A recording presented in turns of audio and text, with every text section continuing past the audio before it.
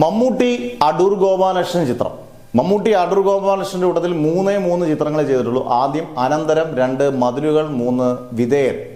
അനന്തരത്തിനകത്ത് അടൂർ ഗോപാലകൃഷ്ണൻ വിളിച്ചിട്ട് ചെറിയ കഥാപാത്രമാണ്, താങ്കൾക്ക് ചെയ്യാൻ പറ്റുമെന്ന് ചോദിച്ചാൽ ചെയ്യാൻ അടൂർ ഗോപാലകൃഷ്ണനോടുള്ള ആരാധന കൊണ്ട് പോയി ചെയ്തൊരു കഥാപാത്രമാണ്. ബാക്കി 2 അദ്ദേഹം നായകനായിട്ട് അഭിനയിച്ചാണ് മതിലുകളും വിധേയനും. 2നും അദ്ദേഹത്തിന് ദേശീയ പുരസ്കാരം, മികച്ച നടനുള്ള ദേശീയ പുരസ്കാരം കിട്ടുകയും ചെയ്തു. അന്നേരം മമ്മൂട്ടി കമ്പനി നിർമ്മിച്ച് അടൂർ ഗോപാലകൃഷ്ണന്റെ ചിത്രമാണ് വരുന്നത്. ഇത് ജനുവരി ആദ്യം ഷൂട്ടിംഗ് തുടങ്ങുകയാണ്. തൊടുപുഴയിലും എറണാകുളത്തുമായിട്ടാണ് എൻ്റെ ലൊക്കേഷൻ. മെയിൻ ഭാഗങ്ങളെല്ലാം തൊടുപുഴയിലാണ്.